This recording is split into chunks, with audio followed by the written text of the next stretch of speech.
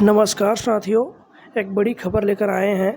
33,000 शिक्षक भर्ती को लेकर 21 सितंबर से आमरण अनशन में बैठे डीएड बीएड डिग्रीधारी बेरोजगार युवा सरकार द्वारा कोई ठोस कदम नहीं उठाने के कारण पुनः एक बार रायपुर में 13 अक्टूबर को महाआंदोलन के लिए डीएड बीएड संघ के पदाधिकारी ललित साहू जी ने आंदोलन के लिए अपील की, जिसमें भारी संख्या में आने का आग्रह भी किया गया और उम्मीद है कि इस बार 33,000 शिक्षक भर्ती आ जाएगा।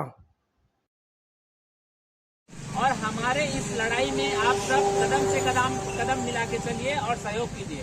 13 तारीख को हमारा फिर से आंदोलन है रायपुर में। इस बार की लड़ाई आर या पार की होगी।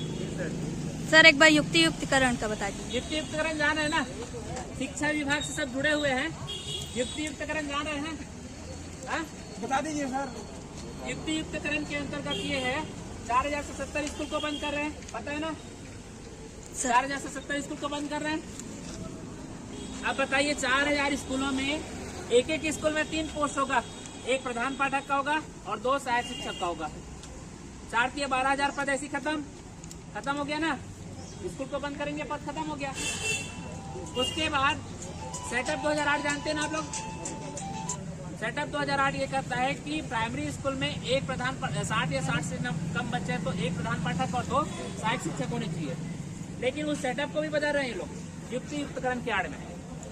अब 3 की जगह 2 शिक्षक होंगे प्राथमिक में, और उच्चतर माध्यमिक में जो है 12 की जगह कितने होंगे? 10 होंगे। अब बताओ, एक स्कूल से एक पद को खत्म करेंगे सेटअप से, तो प्रदेश में कितने स्कूल है? प्राइवेटाइजेशन अच्छी चीज है अगर लिमिट में की जाए। आज की सरकारें ज्यादा कर रही हैं। अभी आपके सामने एक एग्जाम्पल देती हूँ।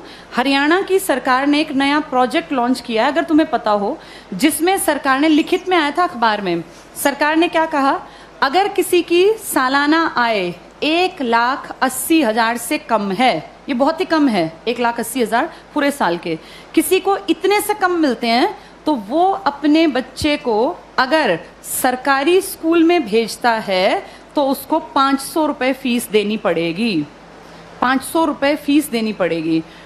और अगर वो अपने बच्चे को प्राइवेट स्कूल में भेजता है तो उसकी फीस हम भरेंगे, यानी सरकार भरेगी। 1,100 रुपए तक हम उसको फीस दे देंगे। अब सोचो, अपने घर से बच्चा सरकारी जाएगा तो पैसे लेके जाएगा और प्राइवेट जाएगा तो खाली हाथ जाएगा, क्योंकि उसके पैसे कहाँ से आएंगे? सरकार। बड़ा अच्छा काम है ना, अच्छी चीज तो है ये। लेकिन इससे पता है क्या होगा? 5-7 साल बाद सरकार कहेगी बजट बहुत गड़बड़ा गया और ये जो 1,100 रुपए हम देते हैं, हम आगे इसको कैरी ऑन नहीं कर पाएंगे। उन 5 सालों में सरकारी स्कूल बंद होने की कगार पर आ गए होंगे। धीरे धीरे करके सरकारी स्कूल से एडमिशन्स खत्म, अभी भी कम है, खत्म। फिर 2-3 साल बाद क्या करेंगे? बजट में कहेंगे सरकारी टीचर्स बिना बात तनख्वाह ले रहे हैं, बच्चे तो हैं नहीं, बिना बात पंखे चला लेते हैं, खर्चा है, चपरासी रखना पड़ता है, क्योंकि सरकारी स्कूल के टीचर कहाँ जाएंगे, सैलरी तो मिलती है मोटी। फिर कहेंगे सरकारी स्कूलों को प्राइवेटाइज कर देते हैं, जिसको खरीदने हो स्कूल वो बता देना। पूरे देश में इमेजिन करो, हर गांव में स्कूल है, कितनी कितनी जमीन होगी, हर जगह कुछ ना कुछ बिल्डिंग बनी हुई है। ये अरबों की संपत्ति है। किसके पैसों से बनी है ये? हमने कभी तो टैक्स दिया, हमारे माँ बाप ने, दादा ने। हमारे उस पैसे की संपत्ति को बेचने वाला कौन? सरकार। वो पैसा खाने वाली सरकार। उस पैसे का इस्तेमाल हमारे लिए थोड़ी ना करेंगे, हमें पता ही नहीं कहाँ जाएगा। सारे स्कूल कुछ सालों में देखना तुम, बड़े जो ये कैपिटलिस्ट लोग हैं ना, पूंजीपति, इनको ट्रांसफर हो जाएंगे। कारण यही होगा कि भैया हम तो मेंटेन कैसे करें, बच्चे नहीं आते यहाँ, हम कैसे करें? अब सारे बच्चे ढल गए प्राइवेट की तरफ, क्योंकि वो फ्री सोच रहे हैं इसको। वो सोच रहे हैं हमारी फीस कौन दे रहा है? सरकार। सरकार ये फीस कुछ साल बाद बंद कर देगी, और जब वो गरीब लोग वापस आएंगे ना कि यार सरकार नहीं देती, चलो सरकारी में पढ़ते हैं, तब तक सरकारी स्कूल बंद हो चुके होंगे, इन पे बड़े बड़े ताले लटके होंगे, या इनके बोर्ड बदल के लिखा होगा अंबानी प्राइवेट स्कूल या अडानी प्राइवेट। हाँ, ऐसा ही होगा, यही फ्यूचर है हमारा, अडानी प्राइवेट स्कूल। और जब जाके यहाँ फीस पता करेंगे ना तो 5,000 मिनिमम फी है। अब बताओ, वो मजदूर का बेटा, वो किसान की बेटी कहाँ पढ़ेंगे? सब चीजें इतनी महंगी हो जाएंगी आने वाले 5 से 8-10 सालों के अंदर कि तुम्हारे देखते देखते चीजें बहुत ज्यादा बदल जाएंगी। और सरकार निजीकरण का, जो लोग पक्षधर है ना, जो कहते हैं निजीकरण अच्छी चीज है, निजीकरण अच्छी चीज है अगर चीज ऐसी हो जिसको अमीर लोग इस्तेमाल करते हैं। भाई ये एरोप्लेन है, अमीर ही जाता है इसमें बैठ के, कर दो प्राइवेटाइज, हमें कोई दिक्कत नहीं, बेच देते एयर इंडिया, दिक्कत नहीं है। लेकिन प्रॉब्लम वो है जिस चीज का इस्तेमाल कौन करता है, गरीब, और तुम उसको प्राइवेट कर रहे हो। जैसे गरीब के पास ऑप्शन भी तो नहीं है ना भाई, एरोप्लेन में बैठने वाला 12,000 की टिकट ले चाहे 20,000 की, उसकी जेब पे ज्यादा फर्क नहीं पड़ता। पर बस में चलने वाले आदमी जो रोज बेचारा 10 रुपए बचाने की सोचता है, अगर तुम टिकट 10 की जगह 50 की करोगे तो वो तो बेचारा मर गया, वो कैसे जीवन जिएगा। तो जो प्राइवेटाइज कहते हैं ना अच्छी चीज है, अमीरों वाली चीजों को प्राइवेटाइज कर दो, कोई दिक्कत नहीं है। जो बेचारा गरीब मुश्किल से जीवन यापन करता है उसकी चीजें क्यों प्राइवेटाइज करा रहे हो। और सरकार अब जो अगली नजर रख रही है ना वो शिक्षा पे है। तुम्हारे ये स्कूल कुछ सालों में सारे जानबूझ के डूबते हुए दिखाए जाएंगे। ये सब चीजें ना इतनी प्लानिंग से होती हैं कि पता नहीं चलता कैसे चीजों का स्तर पहले धीरे धीरे धीरे गिराया जाता है और ऐसे दिखाया जाता है काम नहीं कर रहे, काम नहीं कर रहे। आज की डेट में किसी इंडियन से पूछो सरकारी स्कूल का क्या हाल है तो वो 100% क्या कहेगा कि बहुत बकवास, कुछ पढ़ाई नहीं होती।